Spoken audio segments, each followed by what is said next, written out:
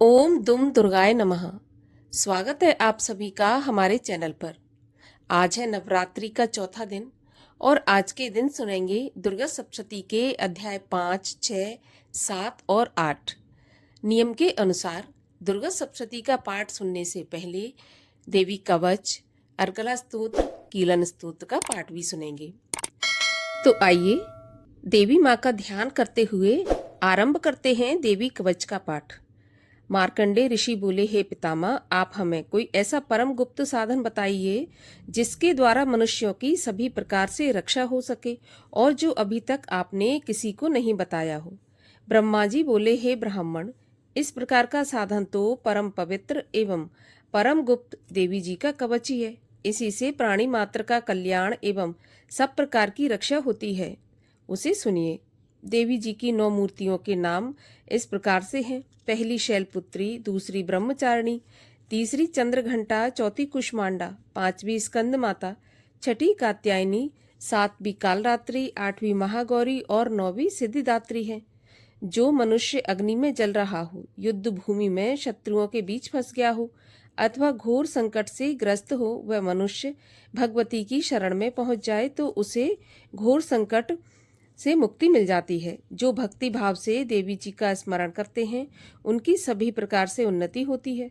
हे भगवती, जो भी आपका स्मरण करते हैं निसंशय आप उनकी रक्षा करती हो। प्रेत की सवारी करने वाली चामुंडा देवी हैं। वाराही महेश पर, ऐन्द्री हाथी पर, वैष्णवी गरुण पर, माहेश्वरी बैल पर, कौमारी मोर पर और लक्ष्मी कमल के आसन पर विराजमान है। श्वेत रूप धारण करने वाली, वृषभ के वाहन वाली ईश्वरी देवी हैं। हंस पर चढ़ी हुई, सभी आभूषणों से भूषित ब्राह्मी देवी हैं। इस प्रकार अनेक रत्नों से विभूषित, सभी योग शक्तियों से संयुक्त ये सब माताएं हैं।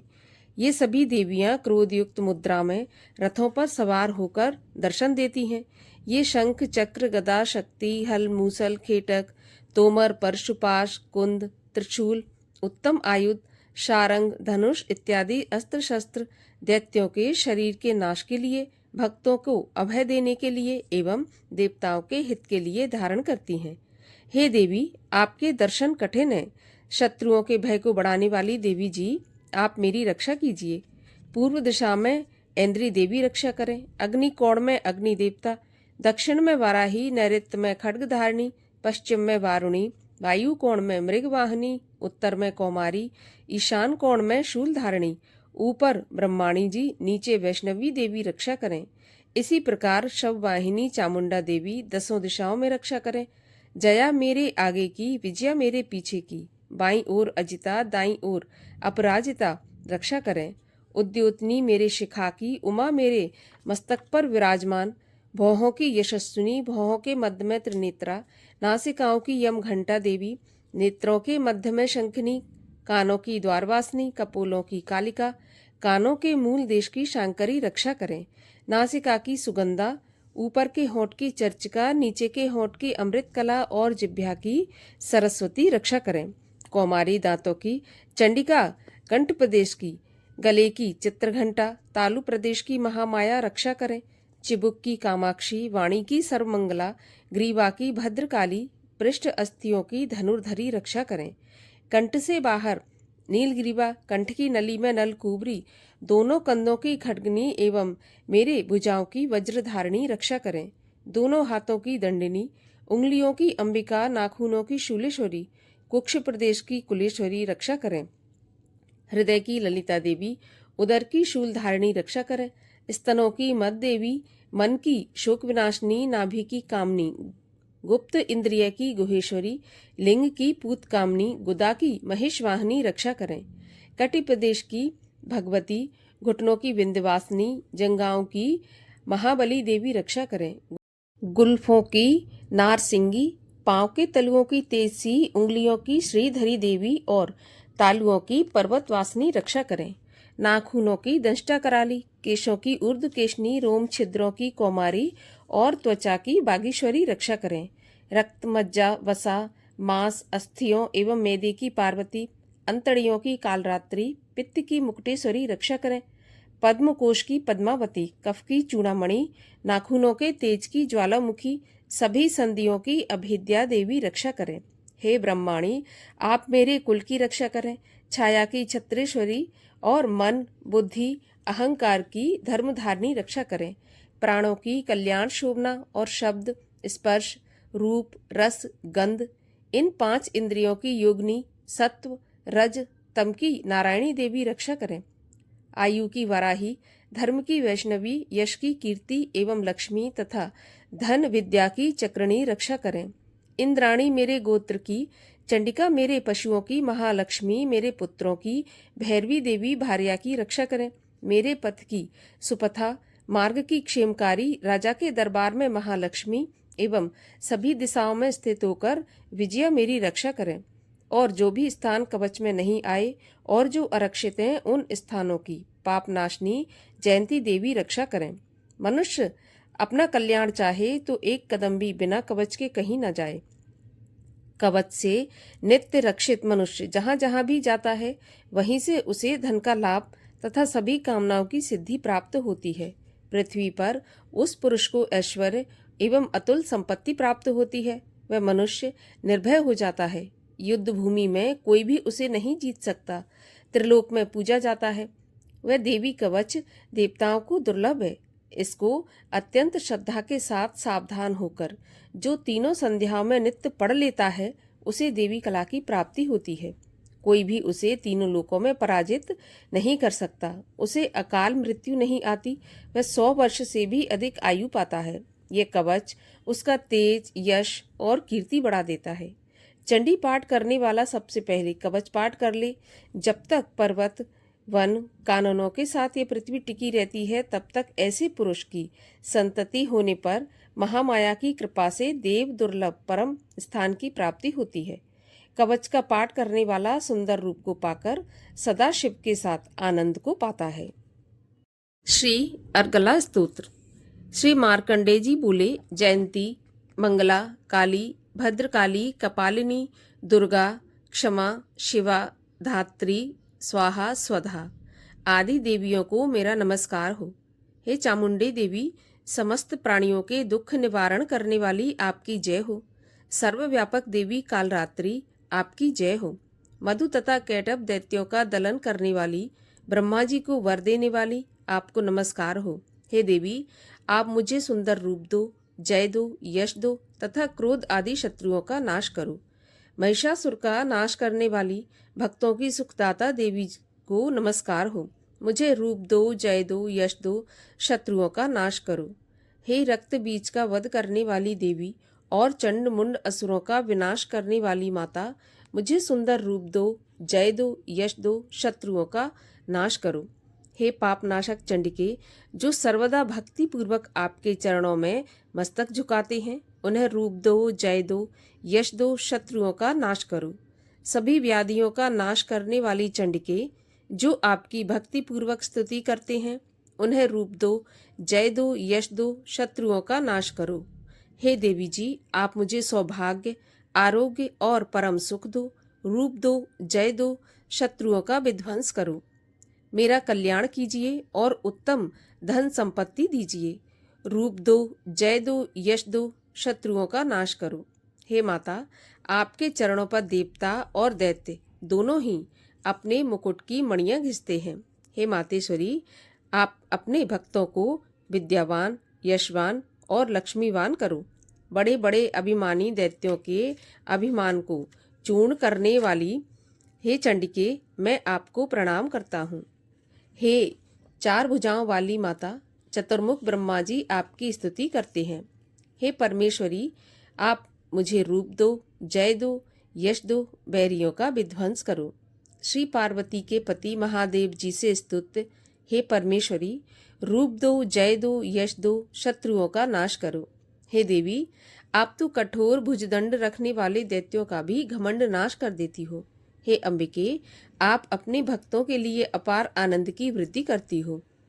मुझे रूप दो, जय दो, यश दो, शत्रुओं का नाश करो।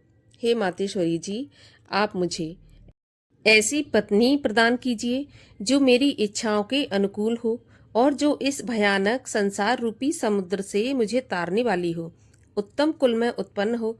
जो पुरुष इस स्तोत्र का पाठ करके महास्तोत्र अर्थात कीलक का पाठ करता है, वह सप्तशती के पाठ जप से मिलने वाले वर एवं श्रेष्ठ संपदा के फल को प्राप्त कर लेता है। श्री कीलक स्तोत्र। ओम। मैं उन भगवान सदाशिव को नमस्कार करता हूँ जिनके दिव्य 3 नेत्र हैं, जिनका शरीर विशुद्ध ज्ञान स्वरूप है, जो मोक्ष प्राप्ति के कारण है। अर्ध चंद्रमा जिनके मस्तक पर शोभायमान है। श्री मार्कंडेय बोले, मंत्रों के शाप एवं उत्कीलन आदि को समझकर पाठ करने वाला पुरुष मोक्ष पा लेता है, अतः इसका ज्ञान होना आवश्यक है। सब उच्चाटन आदि वस्तुएं इसी स्तोत्र द्वारा पाठ करके सिद्ध होती हैं, और जो इस स्तोत्र का पाठ करके सप्तशती के पाठ से स्तुति करते हैं, उन्हें देवी जी सिद्ध हो जाती हैं। उच्चाटन आदि प्रयोगों से उन पुरुषों को मंत्र, औषधि आदि किसी अन्य साधन की आवश्यकता नहीं पड़ती।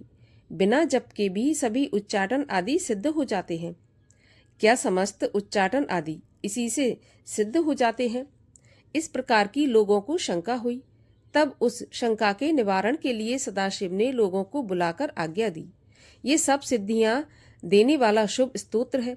इस चंडिका स्तोत्र को भगवान सदाशिव ने गुप्त कर दिया। इस स्तोत्र के पाठ द्वारा प्राप्त होने वाला पुण्य कभी नष्ट नहीं होता। साधक सभी प्रकार का क्षेम प्राप्त कर लेता है, इसमें कोई भी संशय नहीं।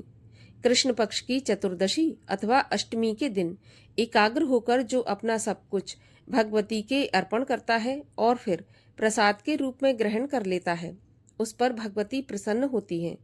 इसी रूप के कीलक द्वारा महादेव ने इसे भी कीलन कर दिया है। जो इसके द्वारा सप्तशती का निष्कीलन करके स्पष्ट होकर नित्य पाठ करता है, वह सिद्ध हो जाता है। देवी जी का गण एवं गंधर्व होता है। वह कहीं भी घूम रहा हो, उसे कोई भय नहीं होता, न उसकी अकाल मृत्यु होती है। देहांत होने पर वह मोक्ष पाता है। इसलिए इस कीलक स्तोत्र को समझकर तथा उसका उत्कीलन करके पाठ करना उचित है। जो इस प्रकार नहीं करता, उसका नाश होता है। तभी तो बुद्धिमान इसे समझकर ही उत्कीलन से संपन्न स्तोत्र का पाठ आरंभ करते हैं। जो कुछ भी रमणियों में सौंदर्य, सौभाग्य आदि दिखाई देते हैं, ये सबके सब श्री देवी की कृपा के फल हैं। इसी कारण इस शुभ स्तोत्र का जप सदा करते रहना चाहिए। इस स्तोत्र के मंद स्वर में पाठ करने से थोड़ा फल मिलता है, उच्च स्वर में अधिक फल मिलता है। सभी सिद्धियां प्राप्त होती हैं, अतः उच्च स्वर से पाठ करें। जिस भगवती की कृपा द्वारा सौभाग्य, आरोग्य, संपत्तियां, शत्रुनाश तथा परम मोक्ष की प्राप्ति होती है, उस जगत की माता की स्तुति करनी चाहिए। रात्रि सूक्त। महातत्व आदि रूप व्यापक इंद्रियों से सब देशों में समस्त वस्तुओं को प्रकाशित करने वाली ये रात्रि रूपा देवी अपने उत्पन्न किए हुए जगत के जीवों के शुभ अशुभ कर्मों को विशेष रूप से देखती हैं और उनके अनुरूप फल की व्यवस्था करने के लिए समस्त विभूतियों को धारण करती हैं। ये देवी अमर हैं और संपूर्ण विश्व को, नीचे फैलने वाली लता आदि को तथा ऊपर बढ़ने वाले वृक्षों को भी व्याप्त करके स्थित हैं। इतना ही नहीं, ये ज्ञानमयी ज्योति से जीवों के अज्ञान अंधकार का नाश कर देती हैं। पराचित्त शक्ति रूप रात्रि देवी आकर अपनी बहन ब्रह्म विद्यामयी उषा देवी को प्रकट करती हैं, जिससे अविद्यामय अंधकार स्वतः नष्ट हो जाता है। वे रात्रि देवी इस समय मुझ पर प्रसन्न हो, जिनके आने पर हम लोग अपने घरों में सुख से सोते हैं।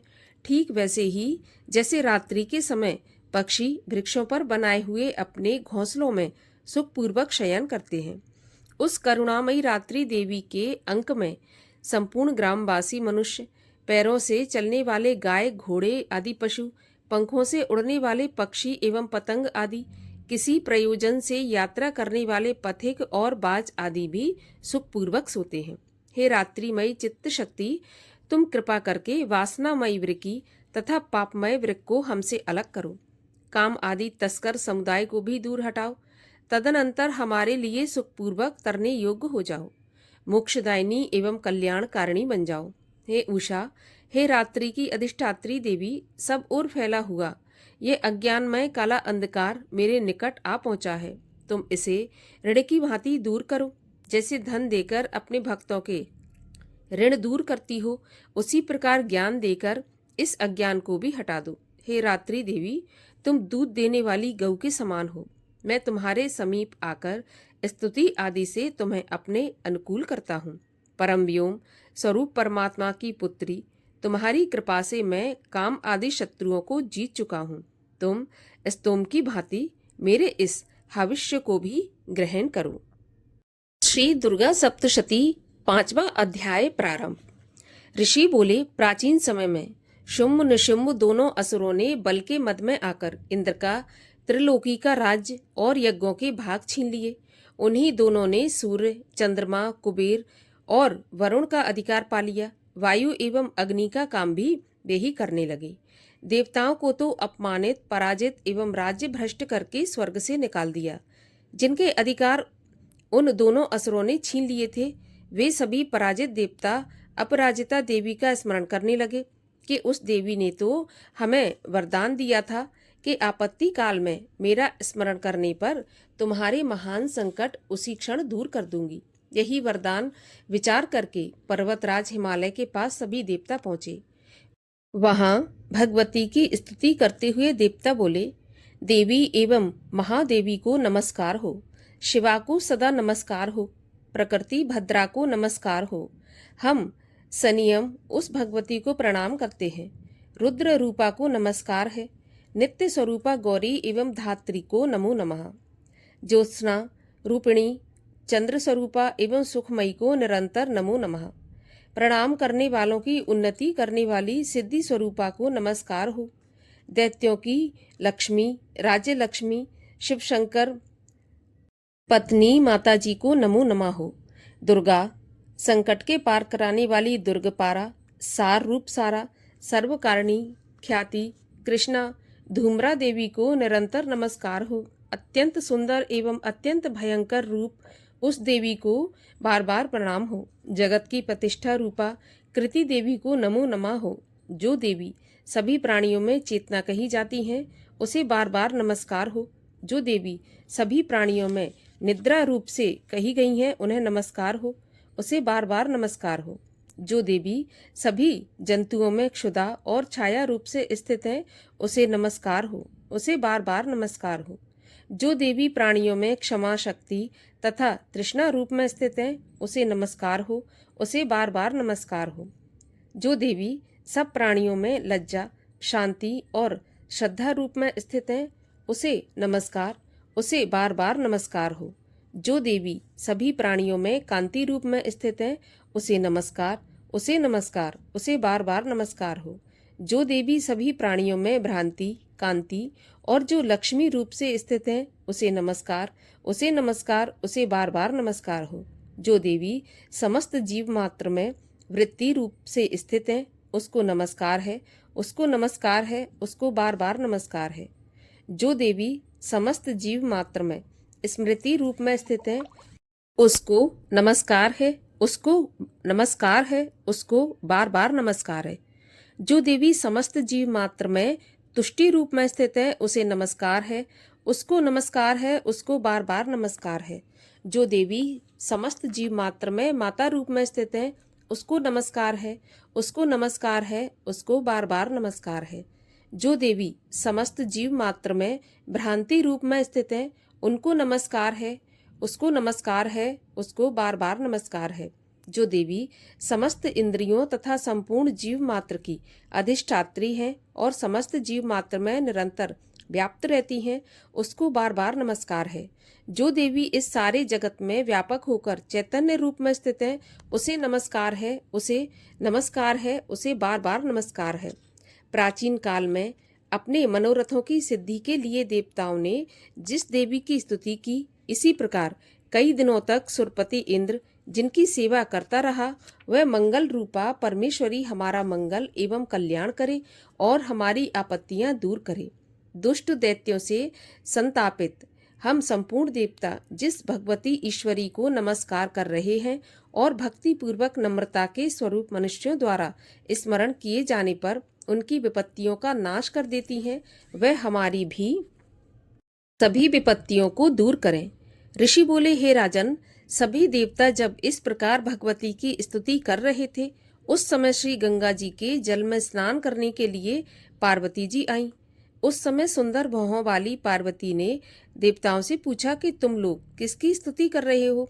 तब उनके शरीर कोश से प्रकट होकर शिवा बोली कि ये देवता तो शुंभ दैत्य के सताए हुए एवं संग्राम में निशुंभ से पराजित हुए हैं, मिलकर मेरी ही स्तुति कर रहे हैं।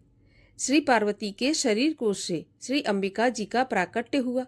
इसी कारण सारे संसार में कौशिकी के नाम से प्रसिद्ध हैं। इस प्रकार जब कौशिकी प्रकट हुई, तब श्री पार्वती जी रूप में काली हो गईं, अतः हिमालय में रहने वाली कालिका नाम से विख्यात हुई। उसके अनंतर शुभ निशुंभ के सेवक चंड तथा मुंड ने वहां आकर उस अंबिका देवी को देखा, जो उस समय परम सुंदर रूप धारण कर रही थी। उन दोनों ने शुंभ दैत्य को जाकर कहा कि हिमालय को अपनी कांति से प्रकाशित करती हुई परम सुंदर स्त्री वहां पर बैठी हुई है। वैसा उत्तम परम सुंदर रूप किसी ने भी कहीं नहीं देखा होगा। हे असुरराज, ये देवी कौन होगी, इस बात का आप ही पता लगाइए और उसे ग्रहण कीजिए। वह स्त्री क्या है? रत्न ही है। उसके तो सभी अंग बड़े मनोहर हैं, अपनी दिव्य कांति से दिशाओं को प्रकाशित कर रही हैं। हे दैत्येंद्र, वह तो बैठी हुई है, आप जाकर उसे देख सकते हैं। हे प्रभु, जैसे भी हो आप उसे ग्रहण कीजिए।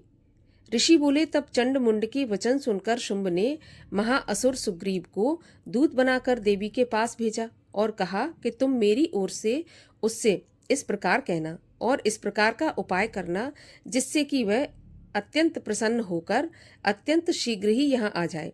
यह सुनकर वह दैत्य पर्वत के उस प्रदेश पर पहुंचा जो कि अत्यंत सुंदर था। वहां पर देवी बैठी हुई थी। वहां जाकर उसने देवी से मधुर वाणी द्वारा कोमल वचन कहे। दूत बोला, हे देवी, दैत्यों का स्वामी शुंभ तीनों लोकों में परमेश्वर है। मैं उसका दूत हूँ। मुझे उसने आपके पास भेजा है। मैं वहां जो उसकी आज्ञा ना मानता हो उसे परास्त कर देता हूँ। उसने सभी देवता परास्त कर दिए हैं। अब आपके लिए जो संदेश है वह मुझसे सुनिए। उसने कहा है कि सारी त्रिलोकी मेरी हो चुकी है, सभी देवता मेरे अधीन हैं, सभी यज्ञ भाग अलग अलग करके मैं ही पा रहा हूँ।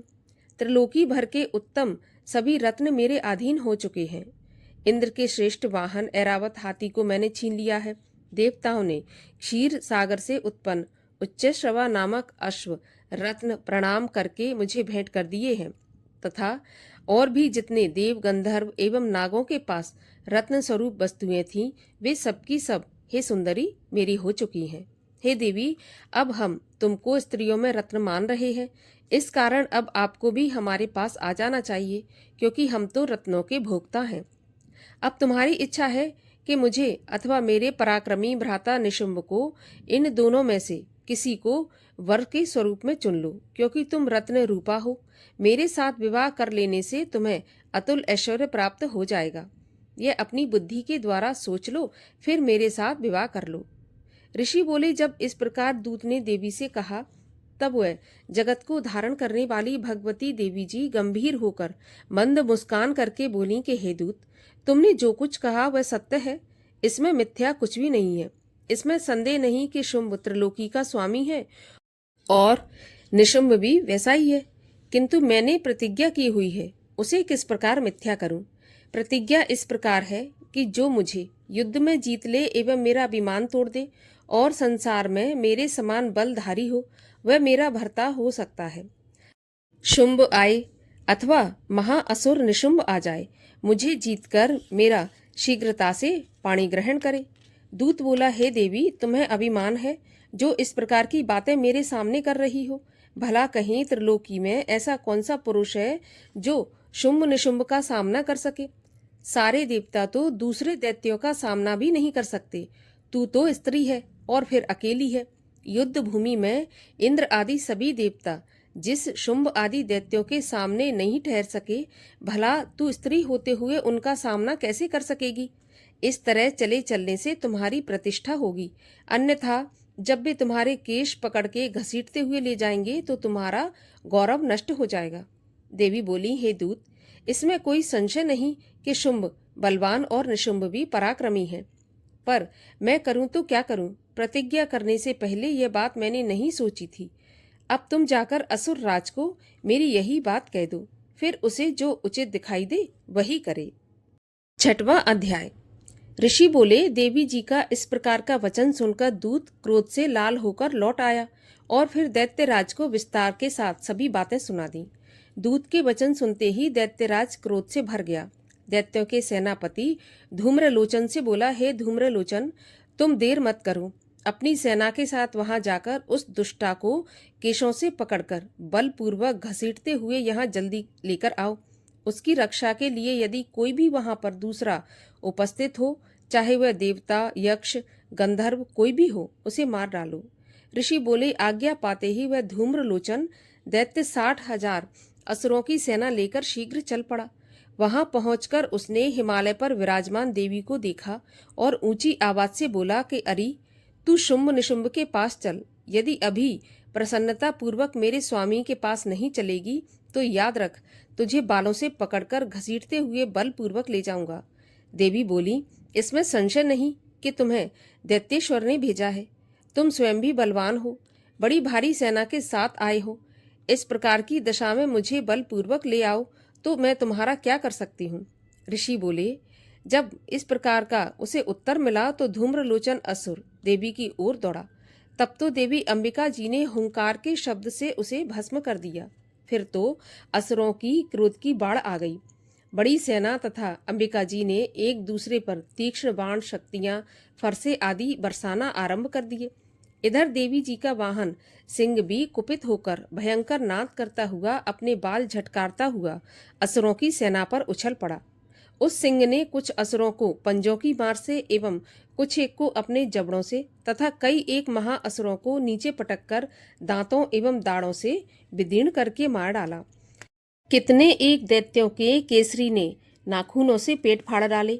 कितने एक दैत्यों को तल प्रहार कर उनके सिर धड़ से अलग कर डाले और अन्यों की भुजाएं, सिर आदि छिन्न भिन्न कर दिए।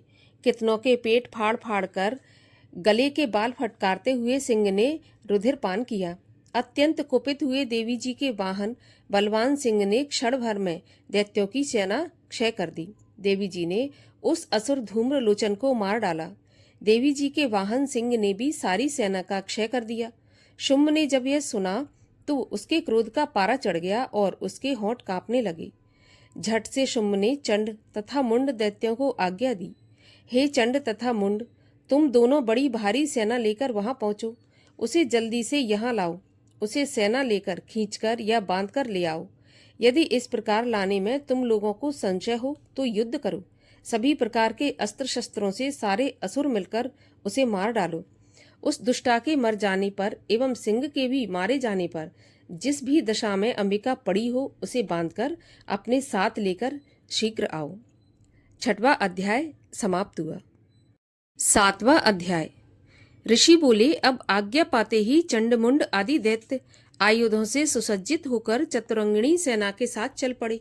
वहां पहुंचकर उन्होंने देखा कि हिमालय की ऊंची स्वर्ण की चोटी पर सिंह पर देवी बैठी है और मंद मंद मुस्कुरा रही है। इस प्रकार उसे देखकर पकड़ने की चेष्टा करने लगे। किसी ने धनुष चढ़ा लिया, किसी ने तलवार संभाल ली एवं कितने ही देवी जी के पास पहुंच गए। तब अंबिका जी उन शत्रुओं के प्रति क्रोध में आ गई और उस समय क्रोध के कारण उनका मुख काला हो गया। देवी के माथे पर कुटिल होकर भौएं तन गईं। अब तो भयानक मुख वाली काली देवी तलवार तथा पाश लिए प्रकट हो गई। उन्होंने अद्भुत सा खड्वांग धारण किया हुआ था। नरमुंडों की माला शोभित थी। चीते के चर्म की साड़ी पहने हुए थी। शरीर का मांस सूखा दिखाई देता था। अत्यंत भयानक रूप था। मुख को खोल रखा था। लप लपाती हुई जिह्वा और भी भयानक लग रही थी। धसी हुई लाल लाल आंखें थीं। गर्जना से सभी दिशाओं को भर दिया था। तब तो वह बड़े वेग से दैत्य सेना पर टूट पड़ी। बड़े बड़े असुरों को मारती हुई उनका भक्षण करने लगी। उन पार्श्व रक्षकों को, अंकुशधारियों को, महावत तथा योद्धाओं को घंटों के साथ कितने हाथियों को एक ही हाथ से पकड़कर मुंह में डालने लगी। वैसे ही घोड़ों के साथ रथों को एवं सारथियों को मुंह में डाल डालकर अत्यंत भयानक रूप से दांतों से उन्हें चबाती जाती थी। किसी के केश पकड़ लेती तो किसी की गर्दन दबा डालती, किसी को पैरों से दबोच लेती तो किसी को छाती से धकेलकर मार गिराती। असुरों के द्वारा छोड़े हुए अस्त्र शस्त्रों को मुंह में पकड़ती जाती और दांतों से पीसती जाती। काली जी ने इस प्रकार बलवान दुरात्मा असुरों की वह सेना कुचल डाली, कितने ही असुरों को मार दिया। उस देवी ने कुछ एक तलवार से काट गिराए, कुछ एक खड़बांग से पीट दिए और कुछ एक दांतों से कुचल दिए। क्षण भर में राक्षसों की वह सारी सेना मार पीट कर गिरा दी। यह देख चंड उस भयानक काली की ओर दौड़ा। इधर महाअसुर मुंड ने भी वहां भयंकर बाणों की वर्षा से एवं सहस्त्रों चलाए हुए चक्रों द्वारा उस भयानक आंखों वाली देवी को ढांप दिया। वे अनेक चक्र देवी के मुख में प्रवेश करते हुए इस प्रकार दिखाई देने लगे जैसे बहुत से सूर्य बिंब बादलों के पेट में समाते जा रहे हों। तब तो जिसके भयानक मुख के भीतर जिसका देख सकना भी कठिन था, ऐसे दांतों के प्रकाश से दमकती हुई अत्यंत क्रोध में आकर भयानक गर्जना करती हुई वह काली भीषण अट्टहास करने लगी। तब हूं हूं करती हुई बड़ी तलवार लिए हुए देवी चंड पर कूद पड़ी। उसे बालों से पकड़कर उसी तलवार से झट चंड का सिर काट दिया। तब चंड को इस प्रकार मारा गया देखकर मुंड देवी की ओर दौड़ा। कुपित काली ने तलवार से मारकर पृथ्वी पर मुंड को भी गिरा दिया। महाबली मुंड को मरा हुआ देखकर और सेना का नाश देखकर बाकी सेना भयभीत होकर इधर उधर भाग गई। अनंता काली जी ने चंड तथा मुंड के सिर हाथ में ले लिए, फिर भयानक अट्टहास करती हुई चंडिका के पास पहुंचकर बोली, मैंने ये चंड और मुंड नामी महापशु आपकी भेंट चढ़ा दिए। अब तो शुंभ निशुंभ का आप स्वयं वध करना।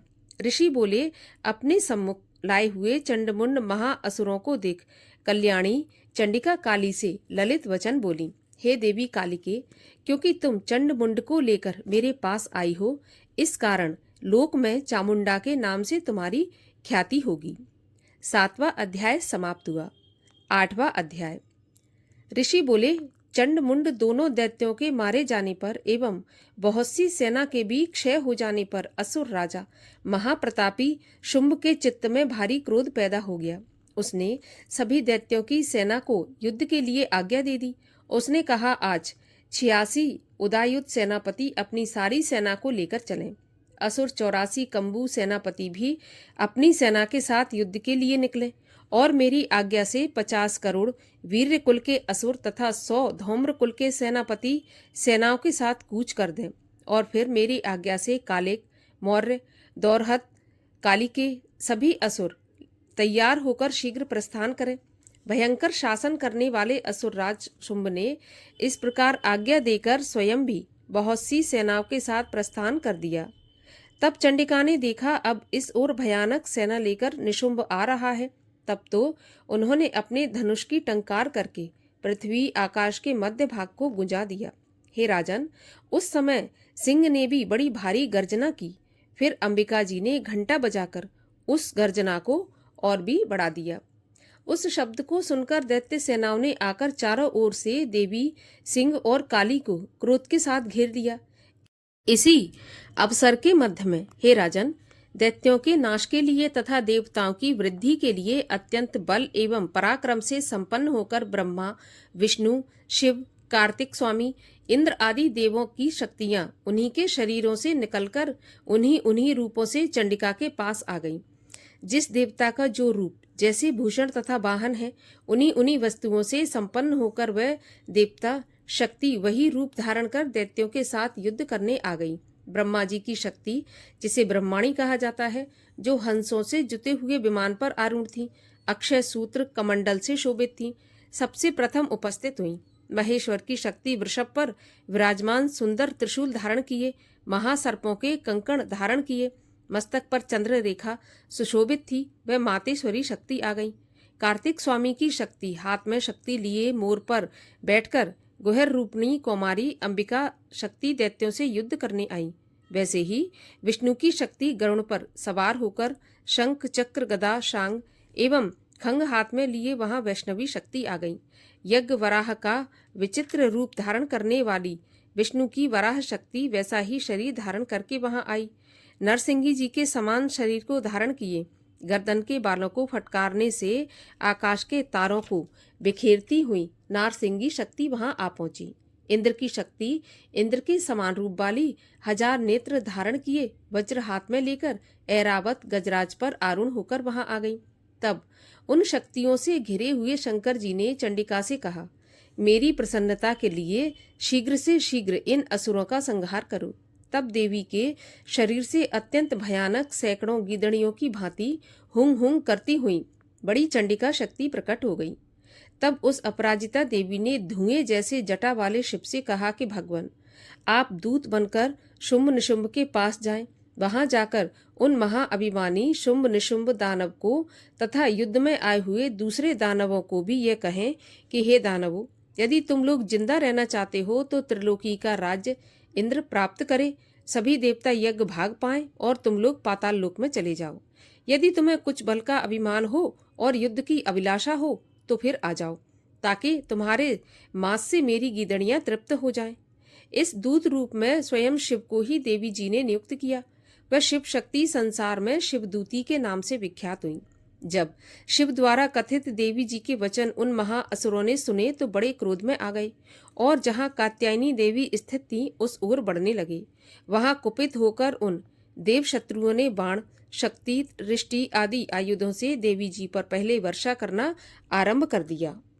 तब टंकार करके धनुष द्वारा पैने पैने बाण छोड़कर देवी जी ने खेल खेल में उनके फेंके हुए बाण, शूल, शक्ति, परशु आदि शस्त्रों को काट डाला। फिर काली भी उनके सामने होकर शत्रुओं को शूल के प्रहारों से चीरती फाड़ती, खटवांग से कुचलती मारती विचरण करने लगी। इधर ब्रह्माणी शक्ति भी जिस ओर दौड़ती उसी ओर अपने कमंडल का जल छिड़क देती, जिससे शत्रुओं का पराक्रम एवं तेज नष्ट होता जा रहा था। माहेश्वरी शक्ति ने त्रिशूल द्वारा, वैष्णवी शक्ति ने चक्र द्वारा और कौमारी शक्ति ने शक्ति द्वारा उन दैत्यों का क्षय करना आरंभ कर दिया। ऐन्द्री शक्ति के वज्र गिराने से सैकड़ों दैत्य दानव विदीर्ण होकर रुधिर के पतनाले बहाते हुए पृथ्वी पर गिरने लगे। वराही शक्ति ने तो कुछ एक को तुंड प्रहार से मार गिराया। कितने दैत्यों की छातियां अपनी दाढ़ों के अग्रभाग से चीर डाली। वराह मूर्ति ने चक्र द्वारा बहुत से दैत्य चीड़ फाड़ डाले। कितने महादैत्यों को नारसिंगी शक्ति अपने नाखूनों से विदीर्ण करके खाने लग गई। कितने दैत्य शिवदूती के कठोर अट्टहास से भयभीत होकर पृथ्वी पर गिरते गए और उन्हें वह खाती गईं। इस प्रकार अत्यंत कुपित होकर अनेक उपायों द्वारा बड़े बड़े दैत्यों को मारते हुए मात्रगण को देखकर देव शत्रुओं के सैनिक भागने लग गए। उन दैत्यों को मात्रगण से पीड़ित होकर भागते हुए देखकर क्रुद्ध महाअसुर रक्त बीज युद्ध करने के लिए आ गया। रक्त बीज के वज्रमय शरीर से एक भी रुधिर बिंदु जब पृथ्वी पर गिरती तब उसी के समान बलवान दूसरा असुर पैदा हो जाता। उस महाअसुर ने आकर इंद्र शक्ति के साथ युद्ध किया। तब ऐन्द्री शक्ति ने अपने वज्र के द्वारा रक्त बीज की ताड़ना की। वज्र के लगते ही उसके शरीर से बहुत से योद्धा पैदा हो गए, जिनका रूप पराक्रम रक्त बीज के समान था। जितनी भी रक्त की बूंदें शरीर से गिरती थीं, उनके उतने ही सदृश बलवान वीर पराक्रमी पुरुष उत्पन्न हो जाते। वे रक्त बीज से उत्पन्न हुए पुरुष भी अत्यंत भयानक अस्त्र शस्त्र से सुसज्जित होकर मात्र गणों के साथ लड़ने लगे। फिर ऐन्द्री ने वज्र से उसका सिर शत विक्षत कर दिया। उससे रुधिर बह उठा। तब हजारों पुरुष रुधिर से पैदा हो गए। वैष्णवी शक्ति ने चक्र द्वारा उसे मारा। ऐन्द्री ने गदा द्वारा असुरराज की ताड़ना की। वैष्णवी के चक्र से क्षत होकर उसके शरीर से जैसे ही रक्त बहा, उससे हजारों उसी के समान महाअसुर पैदा हो गए, जिससे संपूर्ण जगत भर गया। कौमारी ने शक्ति से उसे मारा। वराही ने तलवार से, माहेश्वरी ने महाअसुर रक्त बीज का त्रिशूल से हनन किया। उस दैत्य ने भी गदा द्वारा सभी मात्र गणों को अलग अलग मारा। उस समय रक्त बीज बड़े क्रोध में समाविष्ट था। शक्ति, शूल आदि आयुधों से कई बार विक्षत होने पर उसके शरीर से रक्त प्रवाह के पृथ्वी पर गिरते ही सैकड़ों असुर उत्पन्न हो चुके थे। दैत्य के रुधिर से उत्पन्न उन असुरों से सारा जगत व्याप्त हो गया। देवताओं को डरा एवं उदास देखकर तब शीघ्र ही चंडिका ने काली से कहा कि चामुंडे, अपना मुख तुम अधिक विस्तार से फैला लो। मेरे शस्त्र के प्रहार से गिरते हुए रुधिर बिंदु और बिंदुओं से उत्पन्न महादैत्यों को अपने वेगवान मुख द्वारा खाती जाओ और युद्ध भूमि में रुधिर उत्पन्न इन महादैत्यों का भक्षण करती घूमती रहो। इस प्रकार कहकर चंडिका ने रक्त बीज पर त्रिशूल से प्रहार किया। फिर काली ने रक्त बीज का रुधिर मुख में ग्रहण कर लिया। उस दैत्य ने भी चंडिका पर गदा चलाई, किंतु उस गदापात द्वारा चंडिका को कुछ भी वेदना नहीं हुई। रक्त बीज के क्षत विक्षत शरीर से जो बहुत सा रुधिर गिरने लगा उसे चामुंडा मुख द्वारा पीती गई, और जो रक्तपात से दैत्य उत्पन्न हो गए थे उन्हें भी मुख में डालती गई। इस प्रकार चामुंडा ने सभी दैत्य खा डाले और रक्त बीज का रुधिर भी पी डाला। तब देवी ने शूल, वज्र, तलवार, रिष्टि आदि आयुधों से हीन उस महाअसुर रक्त बीज को मार दिया। शस्त्र समूहों से आहत होकर वह पृथ्वी पर गिर पड़ा। हे राजन, रुधिर तो उसका चामुंडा ने पी ही लिया था। उसकी मृत्यु होने पर देवता परम प्रसन्न हुए। मात्रगण उसके रुधिर पान के मत से उन्मत्त होकर नृत्य करने लगी। 8वां अध्याय समाप्त हुआ। अपराध क्षमा याचना। हे परमेश्वरी, मेरे द्वारा रात दिन सहस्त्रों अपराध होते हैं। यह मेरा दास है ऐसा समझकर मेरे उन अपराधों को तुम कृपापूर्वक क्षमा करो। परमेश्वरी, मैं आवाहन नहीं जानता, विसर्जन करना नहीं जानता तथा पूजा करने का ढंग भी नहीं जानता।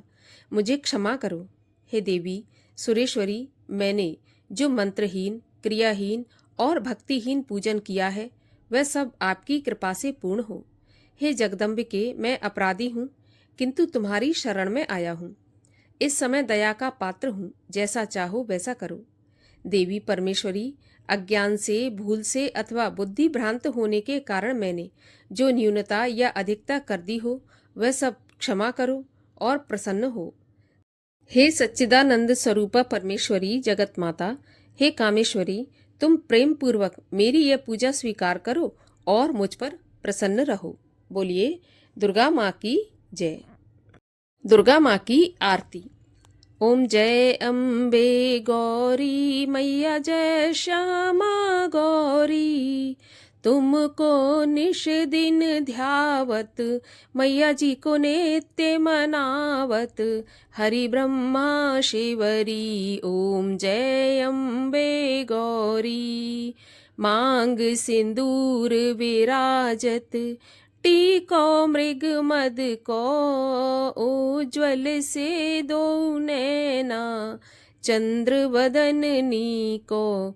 ओम जय अम्बे गौरी। कनक समान कलेवर, रक्तांबर राजै, रक्त पुष्प की माला, कंठन पर साजै। ओम जय अम्बे गौरी। के हरि वाहन राजत, खड़ग खपर धारी, सुर नर मुनि जन सेवत, तिनके दुख हारी। ओम जय अम्बे गौरी। कानन कुंडल शोभित, नासाग्रे मोती, कोटिक चंद्र दिवाकर, राजत समज्योति। ओम जय अम्बे गौरी। शुंभ निशुंभ बिदारे, महिषासुर घाती, धूम्र विलोचन नैना, निश दिन मदमाती। ओम जय अम्बे गौरी।